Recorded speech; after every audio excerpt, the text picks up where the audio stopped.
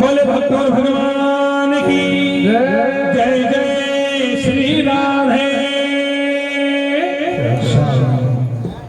बाबा सूत जी सोनत आदि ऋषि मुनियों के समीप तीर्थराज प्रयाग में त्रिवेणी के घाट ये कथा कह रहे हैं सज्जनों, और कहते हैं कि किस तरह भगवान इस संसार में संसार को चलाने के लिए अलग अलग रूप धारण करते हैं और भक्तों के प्रेम के लिए कहां नहीं जाते, सब जगह भगवान पहुंचते। कहते हैं कि वैश्वानर मुनि ने भगवान को अपना पुत्र बनाया और उनको पुत्र बनाकर गृहपति के रूप में अपने घर में बिठाया, और उस अवतार को भगवान के अवतार को गृहपति अवतार कहा।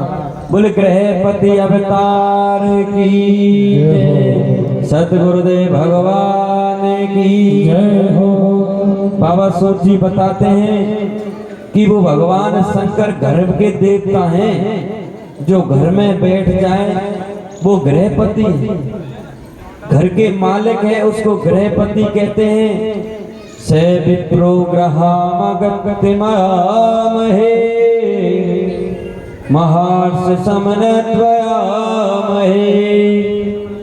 प्रिया कथायामाशया तदेत्यामहे सेत्यम् अर्धकालेन तदोदन्त्रवात्रमहे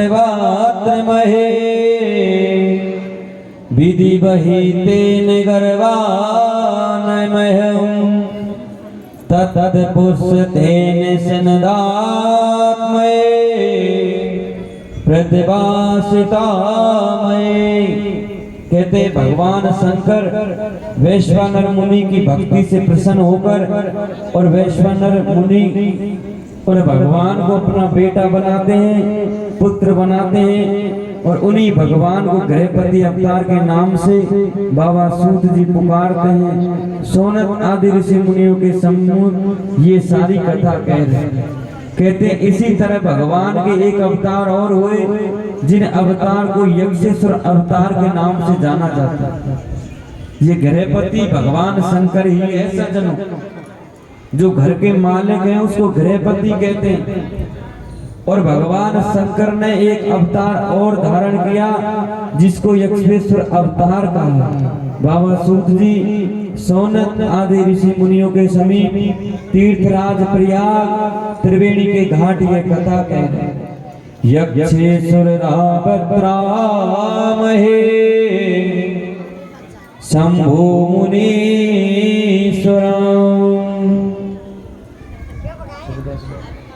वर्ण वहे गर्व अंतार है सत्य भक्ति विभार्दनम पुरा देव दैत्या पीयूष महाबल क्षीरो दही मंदस्तमात्महे सुकृत भावार्थ संदयामहे। कहते हैं उन भगवान शंकर की कृपा से समुद्र से जो प्रकट हुआ, और समुद्र से वो भगवान शंकर एक रूप धारण करते हैं जिससे यक्षेश्वर अवतार कहते हैं। और वो यक्षेश्वर अवतार भगवान शंकर का ही है। बोलिए यक्षेश्वर अवतार की जय। पार्वती पते हर हर महादेव शंभो। बाबा सूत जी इस तरह भगवान शंकर के एक एक अवतारों की कथा वर्णना करते हुए जाते कहते हैं हे सोनत आदि ऋषि मुनियों, अब मैं तुम्हें भगवान शंकर के उस अवतार की कथा सुनाता हूँ जो भगवान शंकर अत्रि मुनि और अंसुरिया के यहाँ बेटा बन के आए। ये भी भगवान के एक अवतार है। किस तरह अंसुरिया की कुटिया में भगवान शंकर, विष्णु भगवान, ब्रह्मा जी जाते हैं और अवतरित होते हैं, क्योंकि भगवान को कुछ न कुछ लीला करनी होती है सज्जनों, और लीला करते हैं, लीलाधर हैं इसलिए उनको लीलाधर कहते हैं। देवों के देव हैं इसलिए उनको महादेव कहते हैं।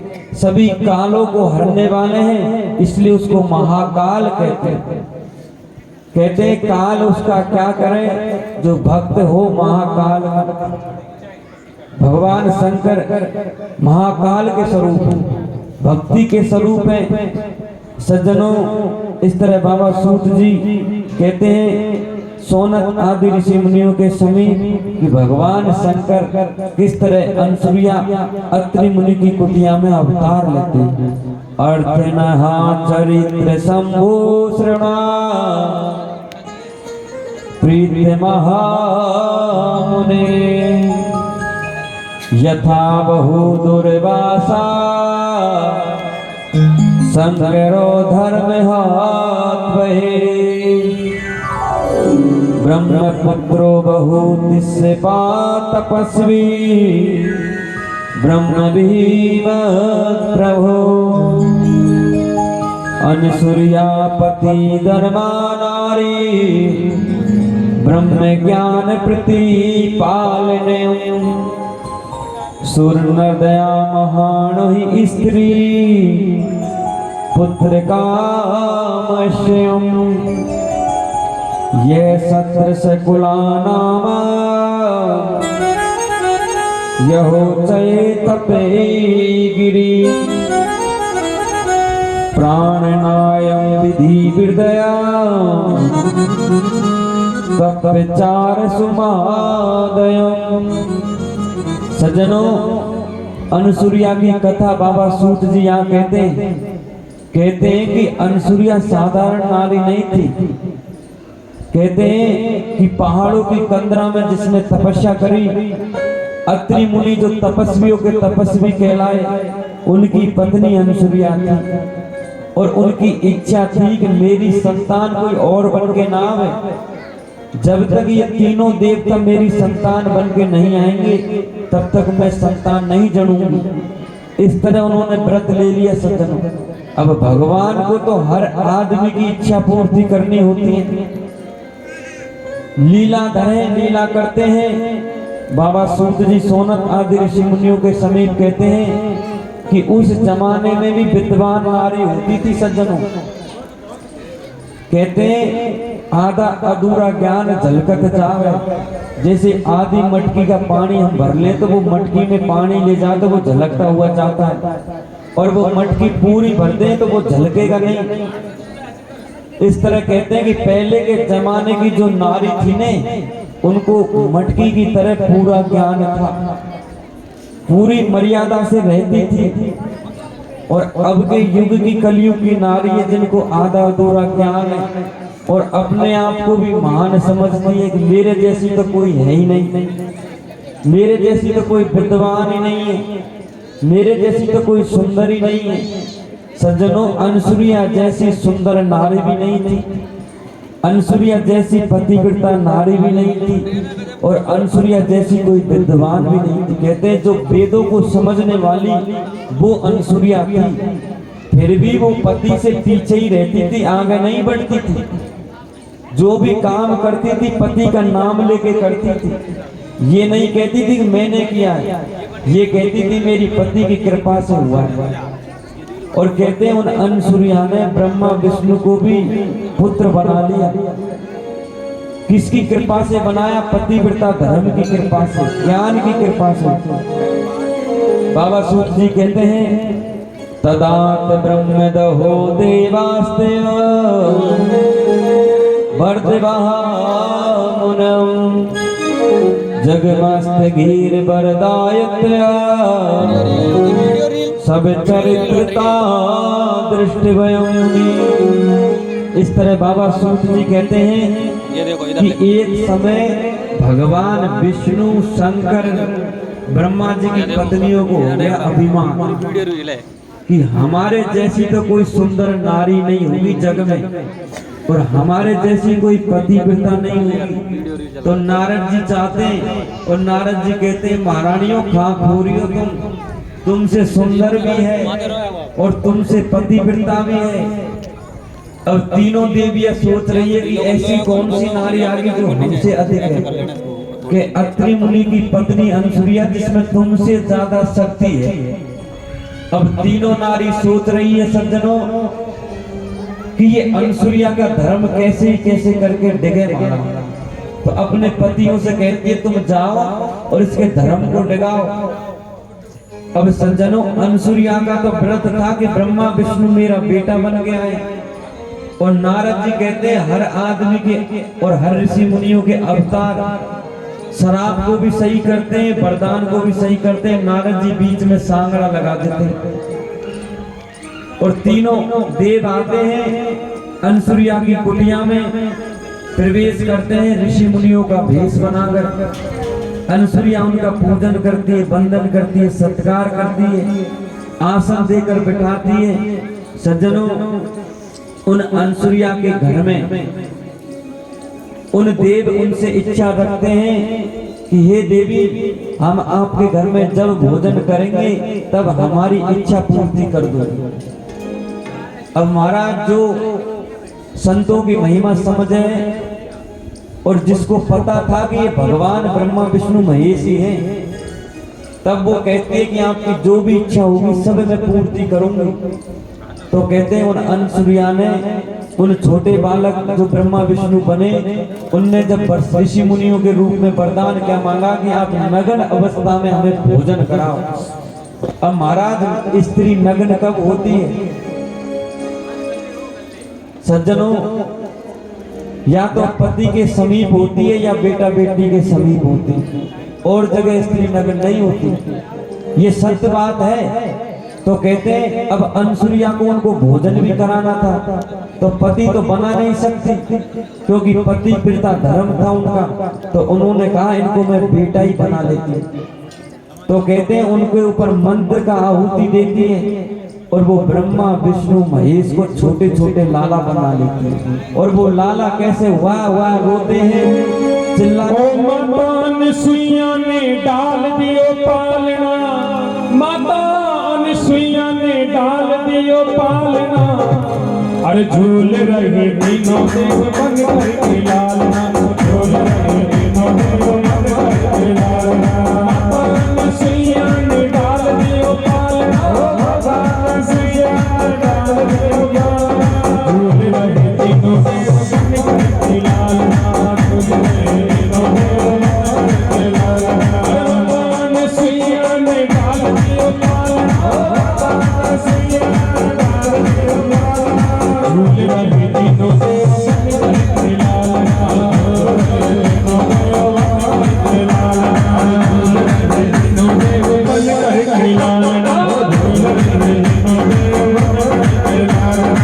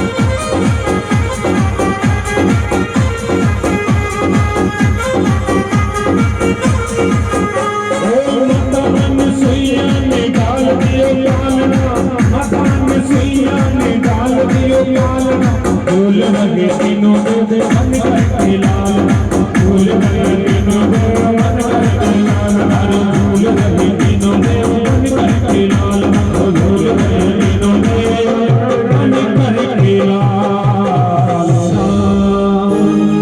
बोले अनसुईया महारानी की। हाँ जी 10 मिनट का विश्राम है। आप लोग जो हमारे चाय की व्यवस्था आपके लिए की गई है, बड़े भाव के साथ आप चाय लेंगे। 10 मिनट का विश्राम है, तब तक के लिए टी ब्रेक।